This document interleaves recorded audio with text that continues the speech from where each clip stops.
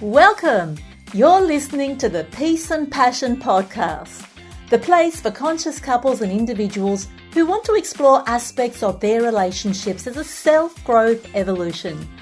I'm your host, Iman Iskander, and I'm a couples therapist and counselling coach on a mission to shore up your relational life with useful information and tips, as well as inspiration and ideas from the great minds of our guests, so you can skillfully and confidently and mindfully navigate the relationship with yourself and with others and with all of life and its challenges. On with the show. Welcome back to this episode. It's all about negativity in relationships. It's such an important topic because often people don't know that the negativity has set in. And it's not always something that's controllable because it's something that's hardwired in our brain system. We'll talk about that today, and I'm really excited to share this with you because I think once you realize it, that already empowers you to be able to do something about it. You know, we all want a thriving relationship. I haven't met anybody who doesn't want that yet, so we agree on that one. But one thing that happens, and this happened to Effie when she walked into my practice. Who is Effie, I hear you asking? Effie is everybody and nobody. She's a composite, a made-up person of all the people that I know and meet that I use in my teaching programs. So Effie walked in and she was talking about how bad things were in her relationship, even her wedding day and honeymoon. She once raved about it to her husband, but right now she was seeing it all in a negative light. And that was really confusing to him. He sat there and listened and said, "But you told me it was great." He said, "We've got photos to show how much fun we were having." You see, Effie had rewritten her whole history, even the wedding and the honeymoon, to say how bad the marriage was. She wasn't doing it intentionally. It's something that happens over time when your brain starts to compute or interpret the whole relationship as being in a negative pattern. And there was a lot of stress in the relationship. The role of stress for Effie, her marriage was plagued by stress, all unresolved problems and emotional alienation. It's sometimes difficult to return to a normal, healthy state of pleasant feelings when this negativity has set in. We all start our relational lives happy. When you first meet the love of your life, you think, oh, well, this will never end. And the relationships for most of us kick off with really pleasant emotions and sentiments towards the person that we chose to be our partner, our lover, our husband or wife, our spouse. And you start with the blissful feelings that this is the one, the right one, the one I choose to be with forever, the one that's going to make the love last. And then over time, just with normal living, people fight. There's stress in life. Sometimes there's children. They add a different dimension of complexity to life. Or sometimes if you're not even married and you don't even have children, they might just do things that really disappoint you and you become disillusioned. And all these things get packaged up over time.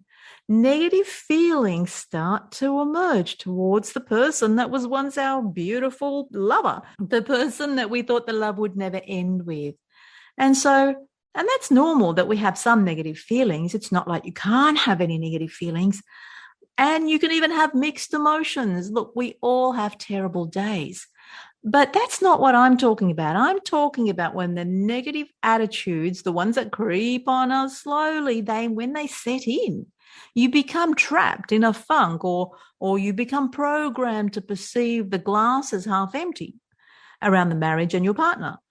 Or the terrible days aren't so much the problem, but it's the streak of poor days or even the traumatic experiences inside the relationship that really prolong those uncomfortable emotions towards your partner. And before you know it, negative sentiment has taken over and it's rewritten your whole past story. This is a well-known phenomena, and the Gottman method of couples therapy, it uses this phenomenon to understand what's happening between people. It's called negative sentiment override. And the antidote, if you want to fix things, if you don't want to get stuck in this negative sentiment override that happens in the brain, there's a bit of healing and repair work to be done, and that's the antidote to the brain override. If you don't do the healing and repair work on your relationship, you might find that the bad experiences just end up shaping your views and your feelings about your partner and your whole relationship. And you don't want that. Bad events and memories, they can get plastered in parts of the brain that define how you see your relationship. Now, look, it's more complex than what I'm explaining right here. It's not about plastering. It is about hardwiring and neuroplasticity. But that's for another episode. But just for today, this negative sentiment override, it takes over. And years later, when this override thing is really firmly set in, you find yourself caught in a poisonous relationship. Where did your love go? You may even start to feel trapped or imprisoned, and you might even wonder whether your relationship will ever be good again. Our inclination is to react more strongly to unpleasant things, unpleasant events, and even unpleasant emotions than the good ones. That's our inclinations as humans. It's a brain thing. It skews our ideas and sentiments. And that's because it was really designed to keep our ancestors safe. It's something that's in the brain that keeps us safe. We become more aware of the bad and hurtful things. And that means we can be on alert to protect ourselves. And that's in all of us. It's in our brain. This is how the negativity effect works, though. When you hear praise and criticism from your partner, you focus on the criticism, but you don't even notice the praise. And that type of thing will warp your viewpoint and how you behave in the relationship, your conduct in the relationship. So, for example, a little disagreement that might spiral out of control, and then you're caught in behaviors that are mean and nasty and even further enrage your spouse. And in your brain, the negative effect, well, that intensifies your partner's flaws, whether they're real or imagined. Or you knew he or she was always like that. They've just got that angry streak, or they're not kind, or they're mean. And it begins with their ingratitude. Usually your lover or partner or spouse is selfish and oblivious to your virtues, to all you've done for them. They're not aware. See how bad they are? And you ponder one of life's most vexing questions. Why don't they like me? Why don't they love me? You perceive the bad side of things or each other, despite all the evidence to the contrary. No relationship is all bad. There is good happening. It's just that you've stopped seeing it. And this negativity, it occurs in relationships when your negative attitudes override all the favorable sentiments towards each other. It's kind of hard to shift. You want to know why? Because this negativity in relationships becomes an automated default pattern. Because you're using the level of awareness that created the negativity to try and shift out of it. And that's hard. You've got to somehow rise above that and find a new level of awareness where you can see you in a different way and see how you behave. It means somehow you need to question your own personal overconfidence about what is true and what is real and what is seen as negative. There's lots of indicators for negative sentiment override, and I have a checklist for you if you want to get some tools in knowing whether that's set in for you or not. Download the PDF that's attached to the notes for this episode down below. So it'll be things like when you have a grudge towards your spouse, when you disregard positive or neutral words, they become negative in the moment, when you hunt for slaves and you're prepared to defend yourself, and when you quickly get inundated by your partner. There's plenty of things that you can do about it. And you can start by assessing where you are, because your relationship with you matters. Assess where you are and how you're behaving. Look at your marriage in a different way and notice how you're behaving. So the awareness is pretty important. The second thing you can do is cultivate the good intentionally. That means you need to get a fresh vision of your partner. That means you commit to strengthening your marriage and guard it from those negative influences by just focusing on the good stuff that happens and being kind.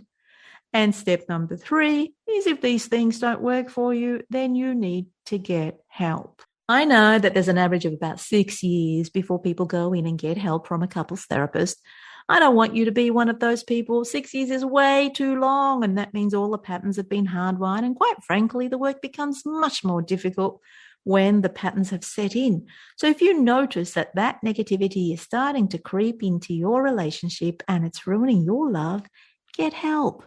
Get the relationship skills that you need to be better, kinder, more loving towards each other and to keep the spark between you.